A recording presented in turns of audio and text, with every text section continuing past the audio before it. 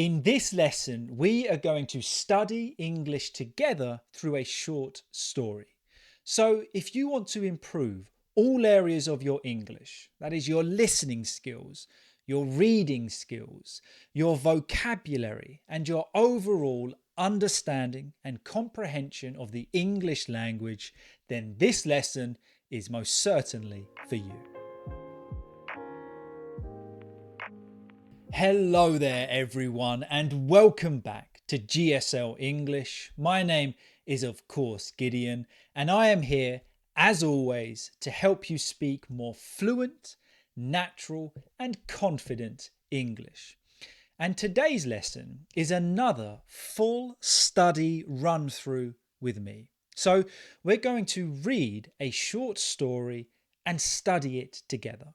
We're going to take it paragraph by paragraph, and as we read each paragraph, we're going to dive into it. We're going to zoom into what is happening. We're going to look at the vocabulary. So by the end of it, you won't have any questions at all, but you will most certainly have come away with something new, or perhaps just feeling more confident with your English.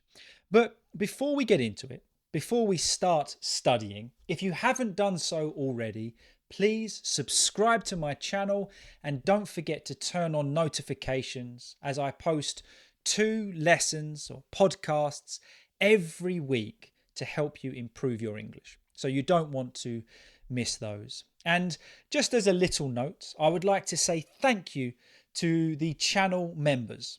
For those of you that have joined the GSL English membership on YouTube, thank you so much. I truly do appreciate it. And if you have any questions at all, please feel free to reach out to me at any time. So let's get into our lesson. Let's begin studying. So if you can, get somewhere comfortable. Maybe grab a cup of tea, grab a cup of coffee, a notepad and pen. If you're listening, try to listen carefully because, as I said, we're going to take this story paragraph by paragraph. We're not going to rush. We're just going to take our time and really extract everything that we can from this lesson. So, as well as practicing your listening skills, this is also an opportunity to practice your speaking skills. So if you can, I do recommend pausing the video and repeating after me when I read the story. So you can do that sentence by sentence, paragraph by paragraph, word by word, whatever you want. But I do encourage that as well. So once you are ready, let's get into it. So this is a story that I feel many of you will relate to. You will relate to the situation, but also you will relate to the emotions and the feelings that are put across in this story.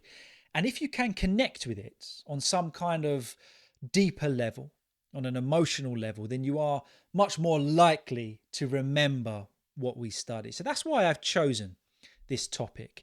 And the story is based around working abroad. So going to a new country, to a new city, and starting a new job, and all the emotions and the feelings that can come across with that. So if you do relate to this story or on any kind of level, or it touches you in any way, let me know in the comments. Let all of us know so we can get a bit of a discussion going. So let's get into it. We're going to read the first paragraph and then start our analysis.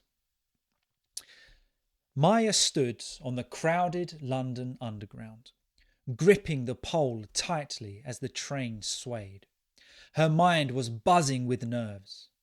Today was her first day at her new job, and though she'd prepared for this moment for months, the reality felt overwhelming. Okay, so there's the premise of the story. We have this main character called Maya, who has moved to London to start her new job. So we begin by seeing that she's on a crowded London Underground. The London Underground, if you've done it at any time of the day, particularly in rush hour, you'll know that it is mayhem. It's absolutely hectic. So imagine how you would be feeling at this point, starting a new job in a new city, crowded with a society and with a culture that you are not too familiar with. So she's gripping the pole on the underground tightly as the train swayed. And to swayed means to move back and forth slowly. You know, when you're on the underground and it just sways from side to side. As an example sentence, we could also say the trees swayed in the wind during the storm. You know, moving back and forth, back and forth. But she said, you know, that she was buzzing with nerves. If you are buzzing, you have kind of a real mixture of emotions. But here she's buzzing with nerves. So you could be feeling excited, nervous, full of energy. You know, there's everything kind of going on in her mind, but really it was buzzing. It was full of nerves. Completely understandable, isn't it? Starting a new job is nerve-wracking in your own country, in your own language, but let alone in a new country, in a new city. So it goes on to say that although she had prepared for this for months, you know, perhaps once she was offered the job or the opportunity, you mentally and physically prepare yourself for it, the reality of the situation felt overwhelming. So mentally, she had prepared for this as much as she could. But once you are in that situation, you are there in reality. It is actually happening. And once that sunk in, once the reality hit her, well, it felt overwhelming. And if something feels overwhelming, it's too much. It's too intense. You know, it's a lot for us to try and handle. For example, I don't know if you felt this at school, but sometimes the amount of homework we have to do, it's overwhelming. It's too much. So in this instance, she's noticing that the reality of the situation could be too much for her to handle. It's a lot. It's overwhelming. So there's the situation. Move to a new city, mix of emotions as she starts her new job. Let's continue reading. She had moved from India to London just 3 weeks ago. It had been her dream to live abroad, to experience life in a big city. But now that it was real, the city felt massive and cold, both literally and figuratively. She missed the warmth of her family, the smell of spices in her mother's kitchen, and the easy conversations in her native Hindi. So we get a little bit more information here. This Maya has moved from India to London 3 weeks ago. So it's a pretty recent move. It'd always been her dream to live abroad. To live abroad is to live in or go to a foreign country. Perhaps as an example sentence, we could say, my sister is studying abroad in France this year. So living abroad is living in a country that is not your native country. And this is something that Maya always wanted to do, you know, to experience life in a big city. But now that it was real, the feelings change. Isn't it true that sometimes we fantasize ideas or plans in our mind, don't we? You know, mentally, we romanticize them almost. We create them to be this incredible picture. But once the reality of that situation sets in, once we fulfill those dreams, well, it can be very different, can't it? It says here, but now that it was real, the city felt massive and cold. Very interestingly, it says both literally and figuratively. So literally meaning that London is a massive city and it is generally cold. So we are talking in literal facts. It is massive and it is generally cold. But also it says that she felt that figuratively. Figuratively. So that's not in a literal sense or in a, in an as it is sense, but as a metaphor or expression. So here she's probably talking more emotionally and mentally, that it just felt massive. She was lost. And it felt cold in the sense that she didn't have a connection with it yet. She didn't have relationships with it. She didn't, have the same connection that she has with her hometown. So it felt cold, distant. So it was massive and cold, both literally, as a fact, as it is, and figuratively in her heart. And then it kind of compares that with missing the warmth of her family. And by that, it means that warmth that you get when you are with people that you love, that safety net, that cozy feeling that you have when you're with people you love. So she missed the warmth of her family, the smell of spices in her mother's kitchen. Isn't that true? We relate to smells of our childhood, don't we? For me, it was the tumble dryer. Whenever I smell like washing up liquid, or a fresh load of washing has ever been done and it's put in the tumble dryer, well, that smell reminds me of my mum and being at home. And she misses the easy conversations in her native Hindi. Native meaning, relating to the place where she was born.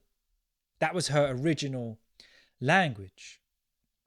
For example, as a sentence, we could say, English is my native language, but I also speak Spanish. And I do speak a very small amount of Spanish. So she's missing those easy conversations in the language of her heart. And if you've ever even visited abroad, you do miss that very quickly.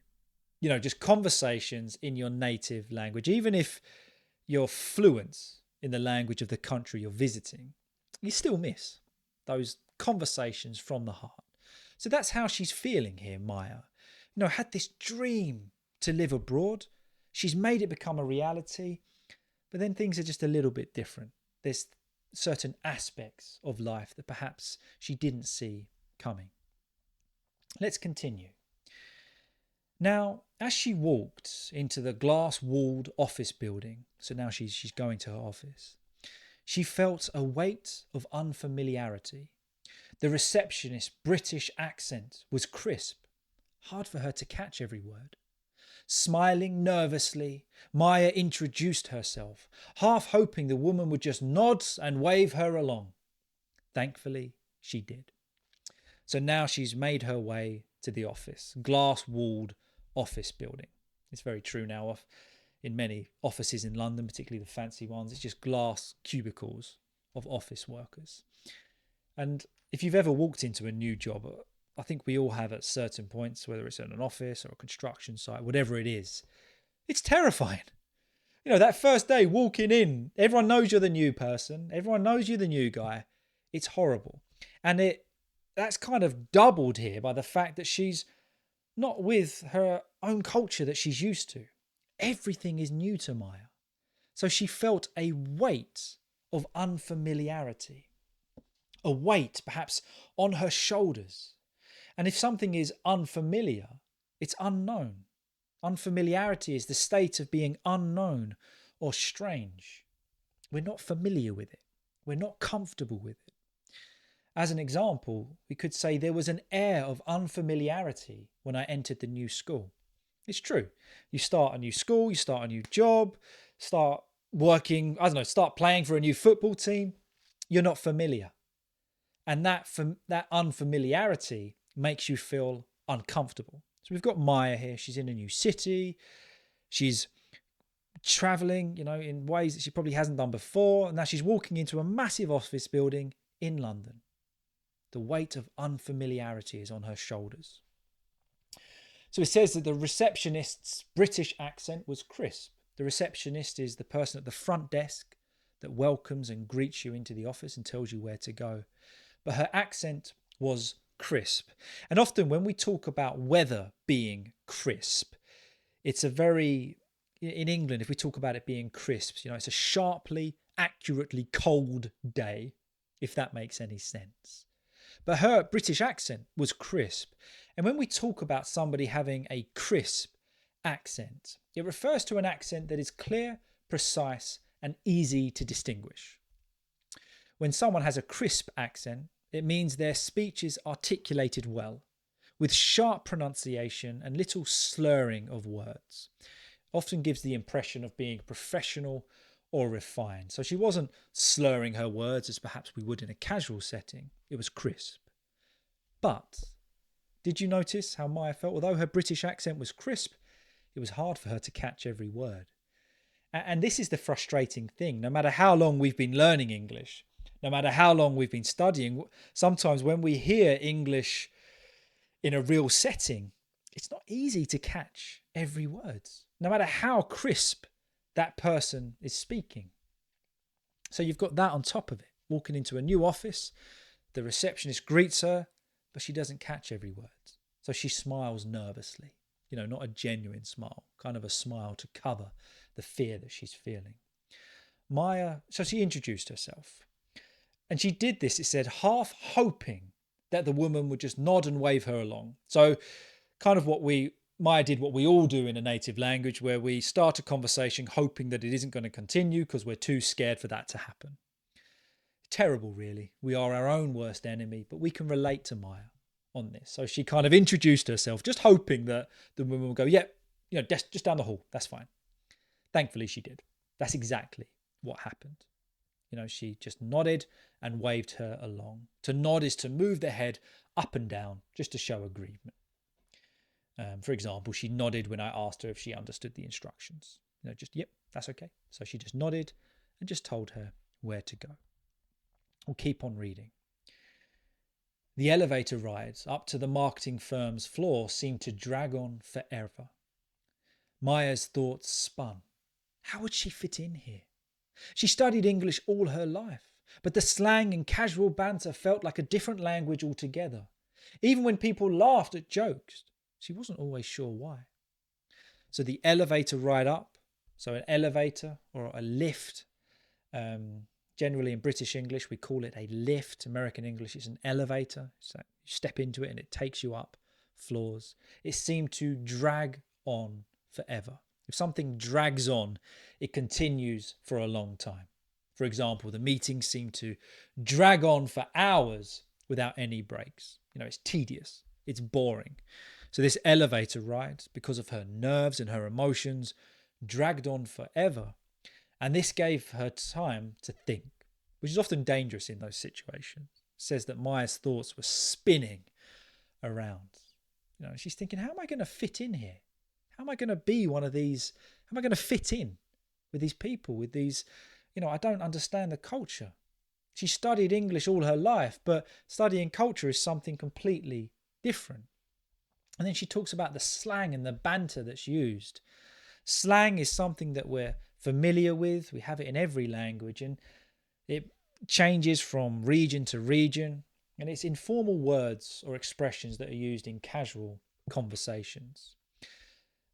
You've got it in your language. In England, United Kingdom, we have so many different areas that use different slang. So it's very kind of localized. So to understand the slang isn't easy, let alone being from another country. And also she talks about the casual banter. Banter is light, playful conversation or teasing. So it's just friendly jokes aimed at somebody, not to hurt them, but just to have a laugh. If you're in on the banter, if you understand it, that's great. You know what's going on. But if you don't understand banter, it can leave you completely high and dry. It can leave you out of any social setting. And again, different nationalities, different cultures have different types of banter. So she's come to a new culture with a new form of banter where perhaps she doesn't get the jokes. So you can see here that for Maya, there are real levels of nerves. It's not just the job. It's not just the new country. It's the culture. It's the fitting in. There are so many aspects that make this nerve-wracking. I think we can relate to this on so many different levels. So she makes her way up in the lift into the marketing office. When she stepped into the open office space, her manager greeted her with a firm handshake. "Welcome, Maya," he said, beaming. His enthusiasm was both reassuring and intimidating. After introductions, she was seated at her new desk. So she steps into the open office space out of the lift. And it said that her manager greeted her with a firm handshake. A firm handshake means that it's strong. It meant something. It's steady. Someone might give you a firm handshake when you first meet. Often it's a sign of confidence, perhaps. A bit of a power thing. We don't know what her manager's like. So she said, "Welcome, Maya," beaming with a smile. So he's enthusiastic to meet Maya, but that enthusiasm was both reassuring So it made her feel good. It made her feel reassured that he's happy to see her. He's happy for her to be there. But on the other hand, it was intimidating, making someone feel nervous or scared. And I guess we understand that because he's so enthusiastic to meet her that it's reassuring, but also that enthusiasm, that firm handshake, that beaming with a smile. If you're beaming with a smile, it's brightly or with joy. That is intimidating. We come back to that word beaming. We could say she was beaming with pride after winning the award. So beaming or glowing with a certain emotion related to joy. So now she's met her manager. Okay, she's feeling good that she's met him. He's nice, he's kind, but also there is an element of intimidation there. So after the introductions, she's seated at her new desk. Her first task seems simple enough, to draft an email campaign for a new client. But Maya quickly found that the communication style was so different from what she was used to back home. In India, she had been taught to be formal and respectful in her business writing. Here, the emails were light, casual, almost playful. She stared at the blinking cursor, frozen. How could she write something that didn't feel like her voice at all? So here she's given her first simple assignment, which is to draft an email campaign for a new client. Now, this is probably something that Maya's done hundreds of times in her job, to draft an email campaign. To draft is to write a version of something that's not final. Now, it's going to be edited, perhaps changed, but it's just to get a rough idea. As an example, we could say, I'm working on a draft of my essay before I submit the final version. I'm working on a draft, first draft, and then after that I will edit and change it. So that was her first simple task, draft an email campaign. But Maya quickly found out that communication style was very different. So she's having to write it for this new client. A client is a person or organization that is paying for that service. But she's realized that the communication in this particular business is very different. Where she's from, all business emails are formal and respectful. But here, perhaps this is specific to the company that she's now working for, emails were more light, casual, and almost kind of playful with their clients. That's how some businesses like to work. They like to go on the more casual approach. It's becoming more and more popular, isn't it? But that's a language that perhaps she's not too used to. Maybe she studied business English. She studied how to write superbly formal emails. But now she's been told, just keep it light, keep it casual, not too serious. So she finds herself just staring at the blinking cursor on the screen. The cursor is the blinking line or arrow on a computer that shows where you are typing. So, you've got that little doom, doom, doom. She's thinking, well, what do I type? What am I going to write? I'm having to write now in a language that she didn't know, really. Having to write in a way that she didn't know. So this simple task has, again, become overwhelming. And I know I started a new job once. I can't remember exactly what I was doing, but I was qualified to do it. But my first day, I just forgot how to do everything. Stupid, really, isn't it? Again, we are our own worst enemies. So we read on. The hours slipped by, and by lunchtime, Maya had barely written a few sentences. She overheard her colleagues chatting and laughing as they went out for a team lunch, but no one asked her to join. She wondered if they thought she was uninterested, or if they simply hadn't noticed her. So now she's got this simple task, and the hours are just slipping by. Something slips by. It passed quickly, almost without noticing. This happens to me all the time. As an example, we could say the weekend slipped by and I didn't even realize it was Monday. It slipped by. It passed quickly. So the hours were slipping by, and Maya had barely or just written a few sentences. But to make things worse, she overheard. So she's not directly involved in their conversation, but she overhears it from a distance. From that her colleagues people that she works with, perhaps co-workers, are chatting and laughing as they went out for a team lunch. They're going out for this team lunch because they all know each other. They've all got that camaraderie, that clique. But no one asked her to join. So in Maya's mind, she's thinking, well, is this my fault? Is it because I've come across uninterested, not showing interest or care in something? Do I come across that I don't care or that I'm not interested in it?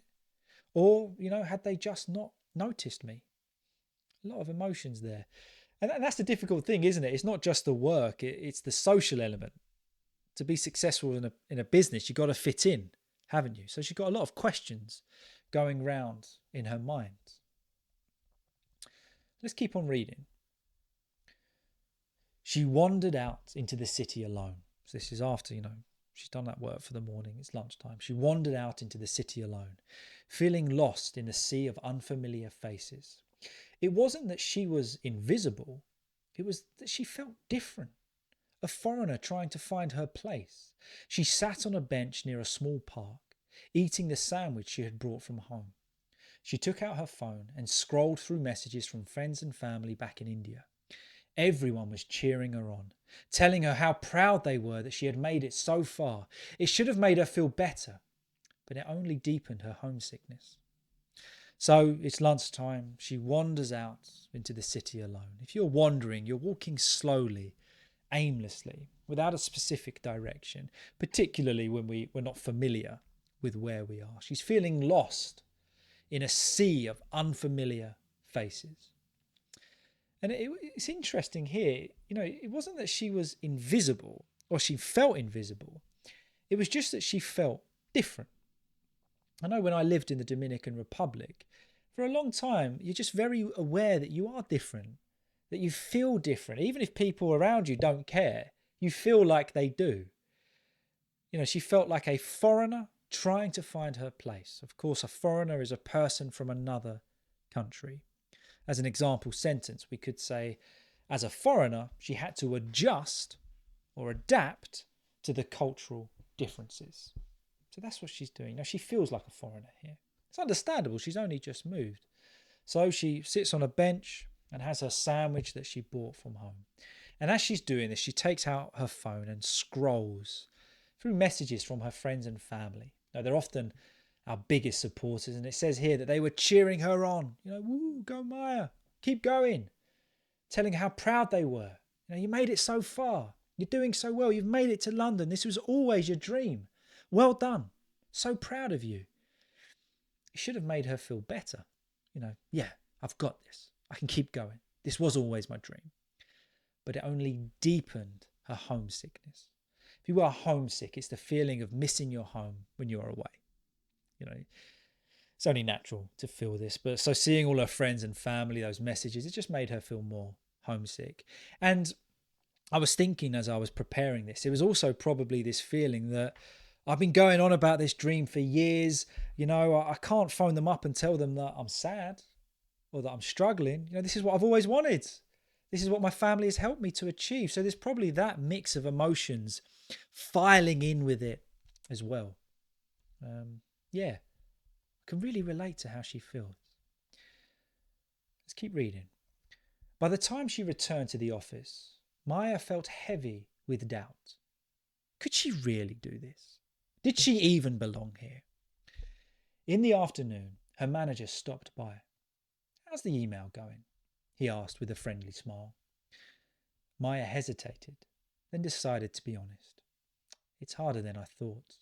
The tone is different from what I'm used to. So this was a nice interaction. So she goes back to the office, probably just doubting everything. What have I done? Am I cut out for this? Can I achieve this? If we feel doubt, it's that feeling of uncertainty. It's a lack of confidence. As an example, we might say that she had doubts about whether she would pass the exam. Uncertainty, a lack of confidence. So that's how Maya's feeling. But then her manager stops by and goes, how's it going, Maya? Got a friendly smile.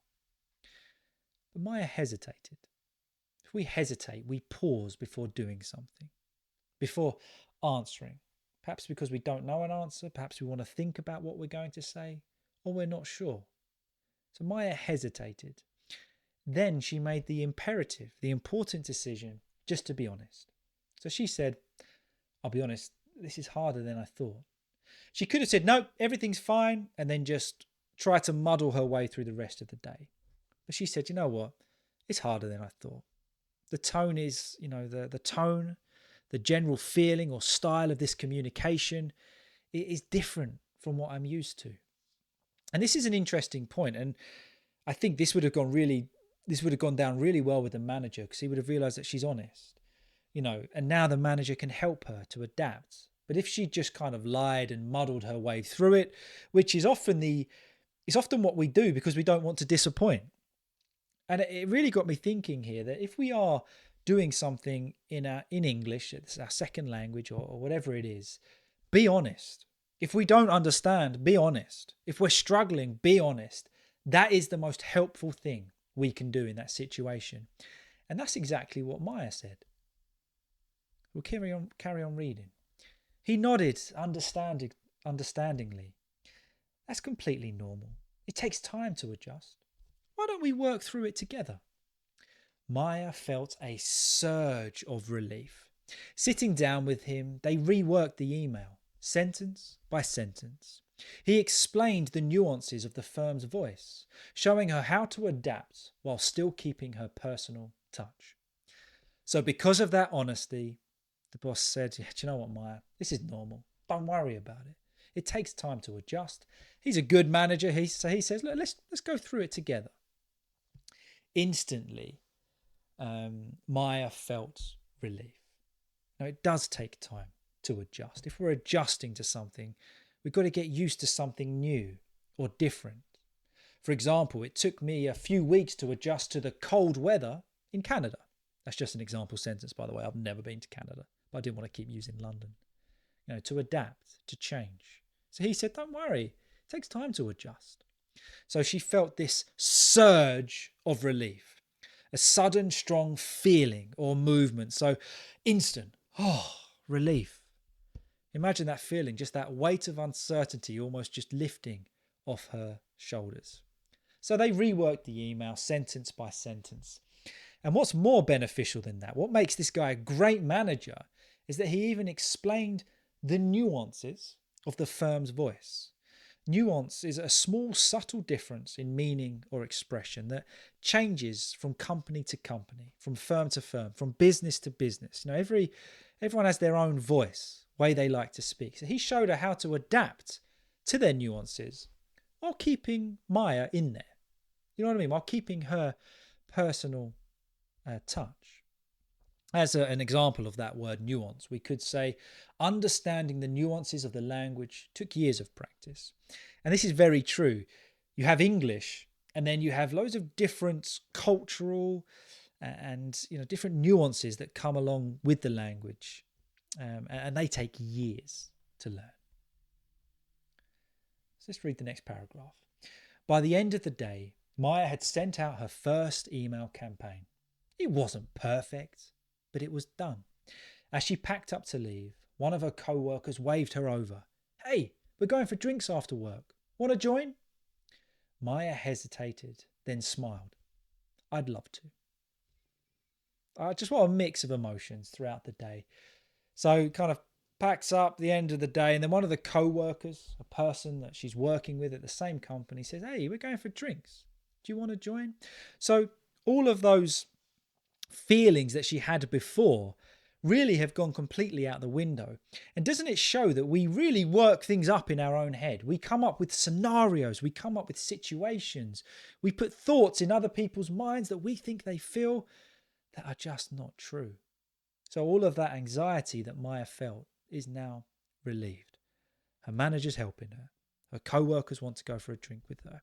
Everything's good. I'll read the last few paragraphs here. It wasn't much, but it was a start. She knew she'd face more struggles, more moments of loneliness, more times when she felt out of place. But today has shown her something important. It was okay not to have everything figured out. Little by little, she was finding her way. As Maya walked into the cool London evening, she felt lighter. The city was still unfamiliar, but she wasn't as alone as she thought. This new life was daunting, but with each small step, it was starting to feel a little more like hers. Lovely story. I think it's a very honest story as well. And she knows she's going to face more struggles. A struggle is a challenge or a difficulty that takes effort to overcome. As an example, she faced many struggles when starting her business, but she never gave up. There are many struggles when it comes to the English language that we just have to keep working on. So she knows the struggles aren't over. At the moment, she's feeling good, but there will be more moments of loneliness, more times when she feels out of place. She's living in a new city. That's to be expected. But little by little, gradually, she was finding her own way. So as she kind of goes out into the city, she felt a little bit lighter, like a little bit of that pressure was lifted. It was still unfamiliar, but she wasn't as alone as she thought at the beginning of the day. This new life, she says, it still was daunting. If something is daunting, it's intimidating, it seems difficult, it's scary, it's nerve-wracking. For example, the idea of speaking in front of hundreds of people was daunting at first. We don't want to do it. It's intimidating. Well, this new life was intimidating, but each step, it gets a little easier. And Maya recognized that. What a fantastic story. I really enjoyed going through that. And of course, as well as all of the brilliant vocabulary, I do think there's something that we can take from that, particularly when it comes to English, speaking English, learning English, that we will find ourselves out of our comfort zone, particularly if we're pushing ourselves to our limits. We will find sometimes that we're struggling with it, or it's just not quite what we imagined at first. That's okay to feel that way. But also it's okay to be honest with ourselves and with others. And perhaps that's a necessity. To be able to say to someone, I don't understand. Sorry, can you repeat that? Or actually, I need some help. There's nothing wrong with that. Absolutely nothing wrong with that at all. And with each little step, it just gets a little easier. Each hurdle that we overcome is another win that we can write down in the book. So, fantastic story. I hope you did enjoy it. If you did and you've stuck with me for the whole of this lesson, then thank you so much. Please don't forget to leave your thoughts in the comments or send me an email to GSL-English1@gmail.com. I love reading them all and I do respond to as many as I can. Don't forget to subscribe and turn on more notifications, as I have plenty of more lessons, general chit-chats, study and analysis ready to go. So thank you so much for watching. Thank you for your support and listening. If you are listening on Spotify, I have not forgotten about you. I do appreciate it. Thank you so much, and I'll see you all very soon. Have a good one, guys.